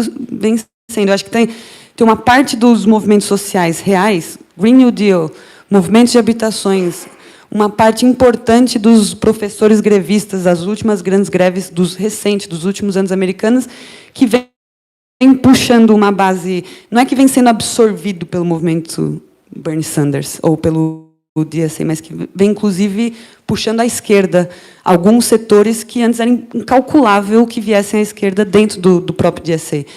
É só nesses marcos que eu deixo as minhas esperanças. Então, o que poderia ser? Concretamente, a minha opinião, e não sei se o Hugo compartilha, eu sou mais radical. Eu acredito na transformação total e absoluta da sociedade, a destruição completa do capitalismo e a construção de uma sociedade livre, dirigida, governada pelos trabalhadores. As outras perguntas sobre financiamento, eu vou passar para o Hugo, senão eu falo muito. Só um detalhe que eu queria falar do financiamento americano. É uma chave ali nas eleições americanas que a gente vê muito isso aqui, né? Como quem paga a banda escolhe a música no processo eleitoral brasileiro. Mas eu acho que tem um nível mais nefasto ainda nas eleições americanas, que distancia mais ainda a possibilidade dos humildes, pobres, ou do povo explorado, dos trabalhadores, de chegarem à possibilidade de fazer parte do processo político com o mínimo de democracia, do que a democracia liberal permite em outros países, da Europa, por exemplo. Nos Estados Unidos, isso é mais prejudicado pelo modelo de financiamento. E por esses malditos bilionários que se enfiam no processo eleitoral para destruir mesmo, para massacrar a possibilidade mesmo do que a gente convenciona chamar de democracia burguesa, que alguns chamam de democracia liberal, até isso nos Estados Unidos, às vezes, é prejudicado por causa desse modelo absurdo de financiamento. Aí tem a pergunta do Brasil também, Hugo. Me ajuda aí. Eu vou comentar as três. Eu acho que a pergunta do Brasil, assim, a situação está feia no mundo, que eu acho que a gente não tem noção. Eu não costumo ser pessimista, mas eu acho que para a nossa realidade brasileira, o Trump dá uma sobrevida ao Bolsonaro. O Biden é ruim para o Bolsonaro numa questão pessoal, mas o Biden, ele muito provavelmente terá o seu Bolsonaro aqui, que não vai ser o Jair Messias, vai ser uma outra figura, mas ele é uma figura intervencionista. O Biden certamente vai ser o pior presidente democrata comparado todos do século XX para cá. Você acha que seria pior que a Hillary? Se a Hillary tivesse ele é pior do que ela, porque a Hillary, Estados Unidos tem uma coisa, como o Brasil também, que se fala pouco lá, de elite velha. O Biden, como os Bush, ou como os Roosevelt para o bem, e os Bush para o mal, e o Biden para o mal. Então, é um pouco dessa coisa. A gente tem um exemplo aqui do Dória, que é uma elite antiga. Ele acaba tendo conexões até familiares e de sangue que permitem, se ele quiser, fazer coisas maiores que um cara como Trump, que é, na verdade, um alemão por parte da família do pai e filho de uma mulher escocesa, né? É uma figura como Maluf, é uma figura como Silvio Santos, que são filhos de imigrantes recentes. Já é muito diferente do Dória, que é descendente de governador-geral do Brasil. O Biden é essa figura. Então, me preocupa muito o que ele pode fazer. Tomara que ele fique ali meio neutro, fique meio caduco no governo, porque se ele ainda estiver bem, vai ser um problema muito grande. Acho que o Bernie seria um sopro para o Brasil, embora o Bernie ele não seja ele é uma figura bem intencionada em matéria de política externa, mas uma pessoa que não necessariamente compreende o mundo nas suas contradições e complexidades, o que é um mal americano. Mas eu acho que o Bernie, obviamente, é quantitativamente melhor que o resto. Eu acho que os outros, inclusive a Liz Warren, que é muito progressista para a política interna, em matéria de política externa, ela não é. Basta vocês lerem o que ela tem começado a falar agora, que ela não falava antes. Eu acho que ela até se cacifa como vice do Biden. Talvez por isso ela continue na corrida. Questão do financiamento de campanha, eu acho assim, uma coisa... Lá tem um modelo terrível, né? Mas, por um lado, como ainda a classe trabalhadora tem alguma grana lá, você tem a possibilidade de uma galera com um pouquinho sabe, pegando ali $18 e colocando no Bernie, acabe fazendo uma diferença, porque ele tem um movimento de massas. Não chega a equiparar, por exemplo, o que uns bilionários podem fazer, né? Porque o Biden, o Bloomberg e o Steyer, que já saíram da corrida, gastaram ambos algo próximo a $1 bilhão. Mas um candidato comum tem menos dinheiro. Então, de repente, você consegue emparelhar. No Brasil, esse modelo americano seria um desastre ainda maior, porque a classe trabalhadora aqui não tem grana, né? Você falar, se todo trabalhador doasse R$20 para um candidato de esquerda, não emparelhava. A gente tem uma desigualdade maior, a gente tem um cenário muito, muito pior, inclusive por culpa deles, né?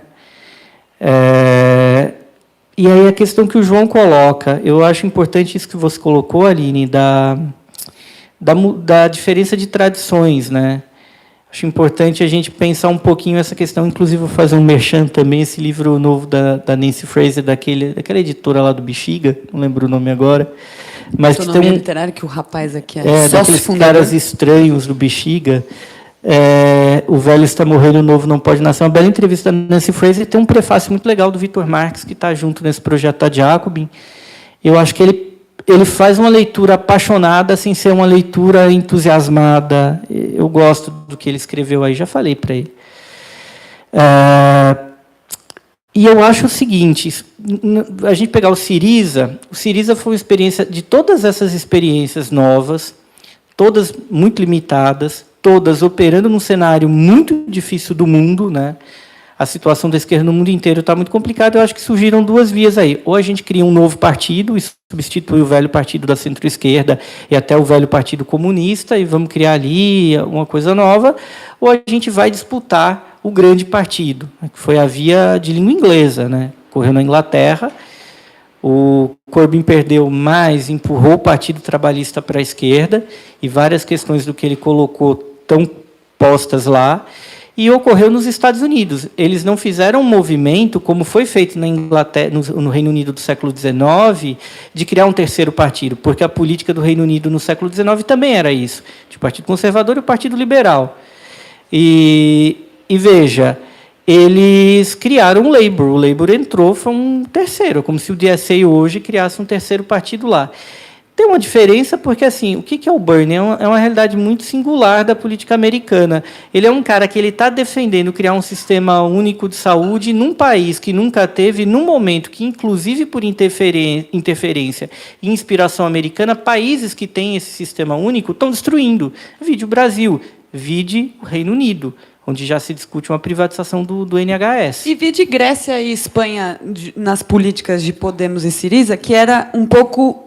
A minha opinião, o Syriza, por exemplo, era um pouco a destruição das nossas tradições, das tradições do geral da classe trabalhadora. Era não somos um partido, é um movimento. Ou na Espanha, sabe, os movimentos das praças para esse grande movimento que é o Podemos, não sei o quê, etc. Aquilo era um pouco o que o Hugo estava falando, era tentar acabar com o que eram as tradições de organização comunistas da... Eu acho que o Podemos ele é mais problemático nesse sentido teórico e prático. De ficar o Syriza prático.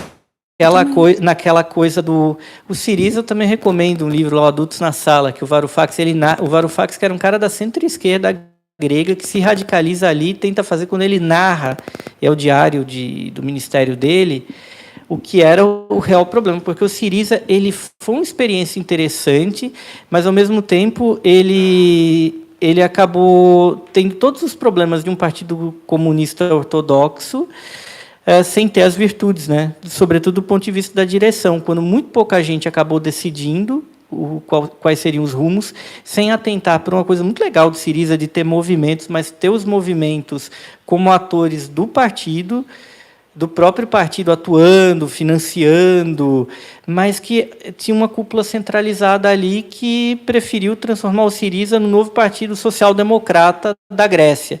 E a figura que não veio do Partido Comunista, veio da esquerda socialista, que era o Varoufakis, que deveria ser o mais moderado, acabou se tornando mais radical. E nessa brincadeira, o Syriza aplicou lá a austeridade, e aí eu concordo completamente nisso, esse entusiasmo, essa coisa. Eu acho que a gente precisa ter paixão, a gente precisa ter alegria, a gente não pode nem se colocar numa posição de vítima, nem cair nisso, mas a gente tem que tomar cuidado com esses entusiasmos, porque isso vira até uma rebordose, né, se as coisas dão errado. E as coisas, se você está lutando também contra o mundo, é normal que as coisas deem um pouco... Esse dar errado que eu falei, é um dar errado que a gente perde, mas muitas vezes força ter um sistema único de saúde ali. Eu falo, as experiências como a gente conhece de esquerda deram errado, é verdade, elas deram errado, elas não conseguiram ser hegemônicas, mas elas foram importantes. Não é? A gente não teria um sistema único de saúde no Reino Unido sem a luta do Labour. Então, mesmo esse dar errado, a gente tende a aceitar que muitas vezes a nossa luta vai dar errado, que a gente vai ser derrotado. Mas essa derrota, dialeticamente, implica em mudanças e questões que você coloca. Acho que isso a gente está vendo agora no Labour. Provavelmente o moderado ganhará a eleição do Labour, mas com questões que a esquerda colocou. Agora, eu vejo o Podemos de um jeito muito complicado. Eu vejo, por exemplo, que é positivo que o Pablo Iglesias tenha se tornado vice do primeiro-ministro lá e vai empurrar um governo do PSOE mais à esquerda, do Sánchez. Por outro lado, o Podemos ele criou uma coisa assim, ele acabou pegando essa coisa do populismo, da nova estratégia populista, e reduziu isso. Falar, somos nós contra a casta, somos nós todos. Não é todo mundo contra a casta. Que casta? Então, tem de colocar a posição antagônica de uma maneira mais clara, que nem sempre esses novos populismos colocam. Eu acho mais sadia a maneira que o Daniel coloca lá, o pessoal, quando eles falam, Aline, da estratégia populista para discutir Green New Deal. Então, eles colocam o populismo como tática, e muitas vezes o Podemos comete um erro de colocar o populismo como estratégia. Isso sempre foi um problema para mim, e isso deu no próprio esvaziamento do Podemos. E agora, paradoxalmente, o Podemos se tornou o segundo partido, um partido essencial para a formação de governo na Espanha, e que empurra um governo de centro-esquerda para, pelo menos, ficar na centro-esquerda. Não é? Tem essa questão do Labour e tem uma questão, agora tem duas coisas do Bernie que eu acho que são importantes. Essa coisa do Sistema Único de Saúde que ele pauta e a coisa do Green New Deal, porque o Green New Deal não é desenvolvimento sustentável. E educação gratuita universal. Educação gratuita, que é fundamental, que entra na coisa da saúde, mas tem que aí seriam pautas velhas no momento que hoje caminham numa contracorrente. Isso é muito importante, para, inclusive, evitar a reversão disso em países que têm esse sistema, ou não conseguiram implementar tão bem, como é o nosso caso. Mas eu acho que a pauta do Green New Deal é uma coisa que a gente devia falar mais no Brasil, porque não é fazer desenvolvimento sustentável, é fazer uma política que articula economia social e ambiental, de você imaginar, vamos fazer aportes? Vamos, sim, vamos defender investimentos públicos, mas para quê?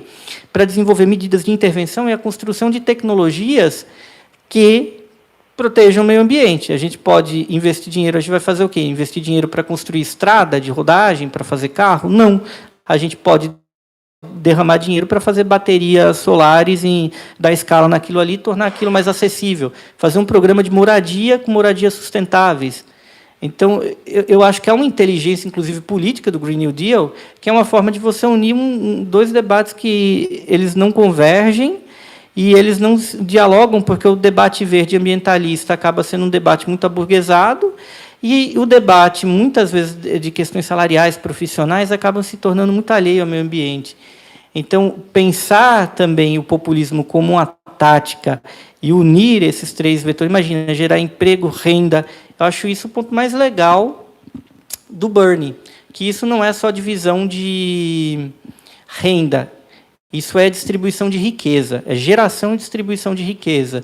Por isso que o Bernie, ele não, ao meu ver, ele não pode ser lido como um social. Se for um social-democrata, com certeza não são esses social-democratas dos últimos 100 anos. Então, mesmo que se perca, eu acho que nem tudo é perdido. Dialeticamente, alguma coisa vai ficar ali. E a gente não pode... Mao Tse-tung falava uma coisa, eu nunca achei esse escrito dele, mas uma coisa importante. A guerra que você perde é onde você morre. Se você sobreviveu à batalha perdida, você conseguiu 2 vitórias. Você sobreviveu e você aprendeu. Então, sigamos.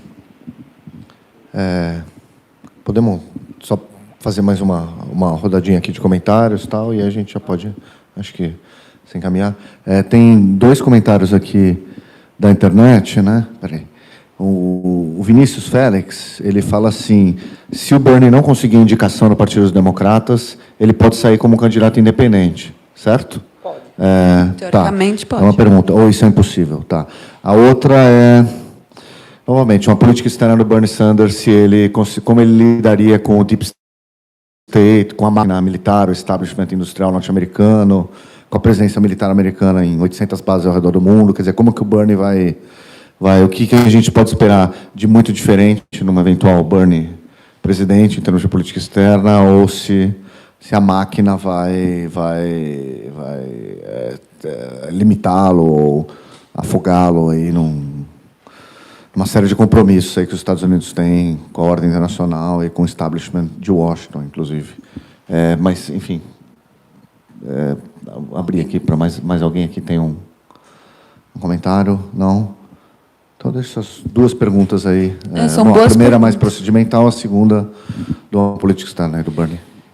Sobre a segunda, da política externa, eu acho, justamente pelo tema que a gente estava comentando antes, quais são os limites,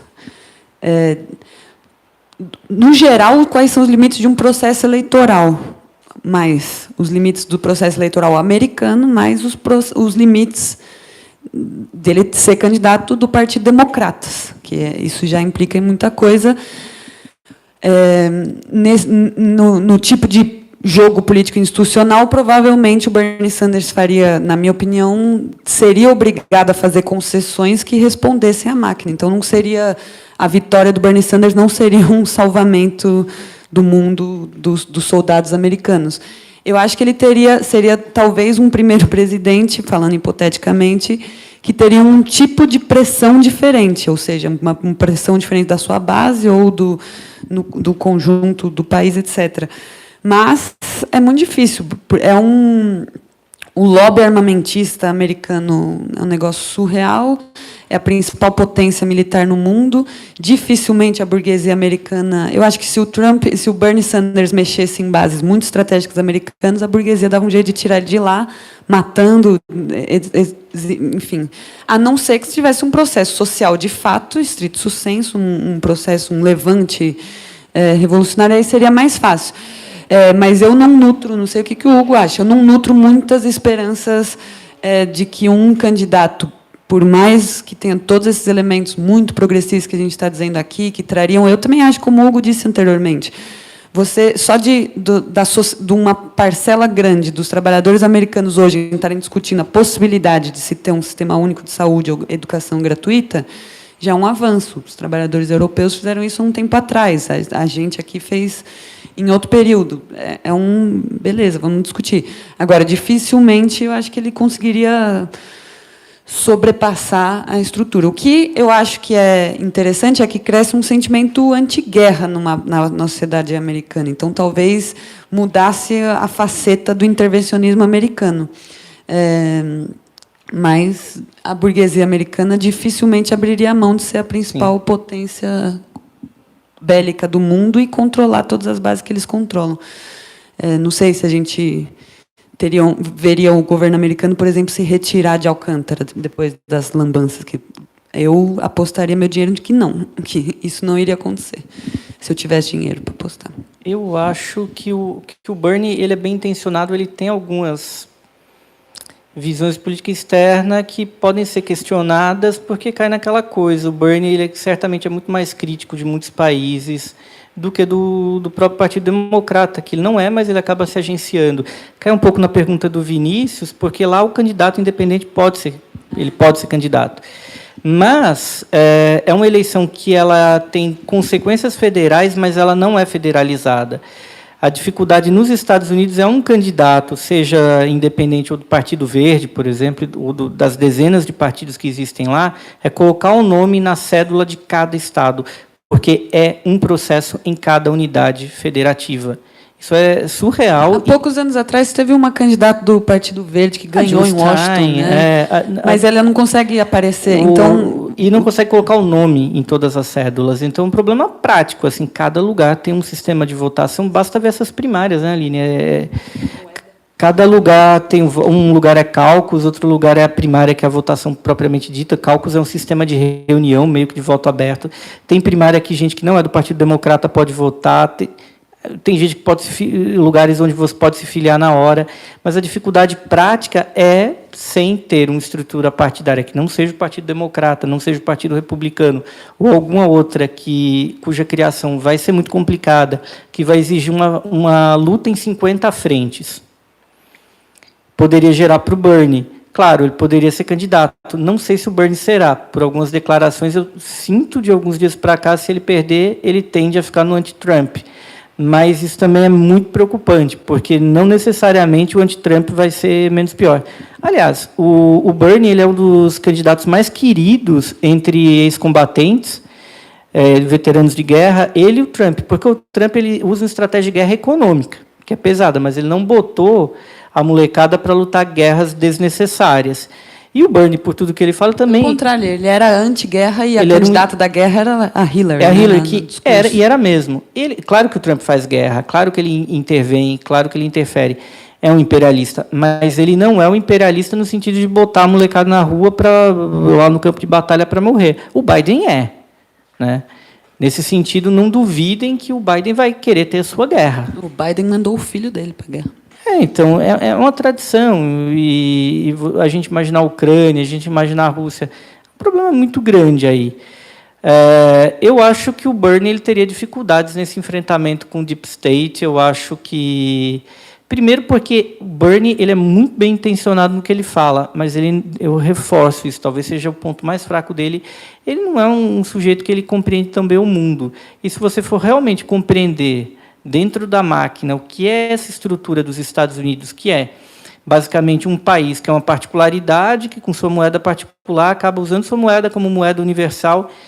Uma questão assim incontornável é o seguinte: se o dólar deixa de ser usado como uma moeda global e é uma moeda nacional, que não deveria ser moeda global, os Estados Unidos não vão poder manter o que eles mantêm atualmente. Então, quer dizer, o Bernie aceitaria? Se ele fosse aceitar isso sem uma realocação, seria uma queda do padrão de vida nos Estados Unidos. Como é que você produziria riqueza para contornar isso? Que seria a gente ter uma ordem, uma organização global da economia, que a gente não tem. E isso nunca se daria pela institucionalidade do Estado, né? Dificilmente. Então, deveria ser suicídio de classe. Mas aí ele ficaria numa situação difícil. Então, quer dizer, as contradições externas, e os Estados Unidos é um país que projetou sua própria luta de classe para fora, né? De pegar a violência de classe, que poderia ser uma violência revolucionária, você coloca o menino para lutar uma guerra e matar gente no Vietnã. É um jeito também de você tirar uma pressão política de dentro, fazer guerras periódicas lá fora. Roma fazia isso, né? Então, eu acho que o Bernie ficaria. Acho que melhora profundamente, porque as outras figuras todas do próprio Partido Democrata e o Trump, eles buscariam algum meio de intervencionismo americano. O Trump dessa forma, com guerra econômica, com o estímulo a partidos de extrema-direita que acabam sendo leais aos Estados Unidos. E o Biden, a gente vai ver uma coisa bem clássica, né? Ele apoiou a guerra do Iraque. Obama não apoiou a guerra do Iraque. Inúmeros políticos liberais não apoiaram a guerra do Iraque. O Biden está um pouco à direita. O Biden seria um político de centro-direita no Brasil. Lembraríamos talvez o Alckmin, mas tendo esse fator, sendo um Alckmin com a família antiga. Então, Eu acho que aqui no Brasil a gente vai ter um trabalho redobrado para além de todos os problemas que a gente tem, se o cenário ficar como esse da Superterça. Agora, o que aconteceu na Superterça, pelo menos cria. Agora, o movimento do Bernie poderia ter um peso se ele não conseguisse a indicação, ele não se envolvesse numa campanha de uma figura como o Biden, e se o Biden propusesse uma nova guerra, levando em consideração o quadro atual da conjuntura americana. Eu acho que um movimento anti-guerra nos Estados Unidos de hoje poderia catalisar para uma figura, para um candidato, num cenário onde, sei lá, o Biden colocasse tropas ali. E, nesse sentido, eu acho que se o Bernie ele estivesse como presidente, ele poderia ficar numa posição pior. E se o Bernie corresse por fora, na pergunta do camarada na internet, aí também seria interessante de ver, né? Seria uma primeira vez. Por mais que o problema institucional travaria, mas seria interessante de ver até que tipo de força tem esse movimento de massas que apoia hoje o Bernie Sanders. Eu acho que é isso, né, pessoal? Né? Conversamos bastante nessa quarta-feira à noite. Obrigado a todos por virem. Acompanhe nosso trabalho na Jacobin. A gente tem no site, nas redes sociais, a revista. Esse ano sai uma nova edição. Quando? Tem previsão? No segundo semestre, provavelmente. Para não comprometer com data. Quem acompanhou pela internet aí, tem um bom público aqui que acompanhou firme aí a transmissão inteira. Boa, então, pessoal. Valeu todo mundo, Hugo e Aline. Obrigado. Obrigado. Obrigado a vocês também.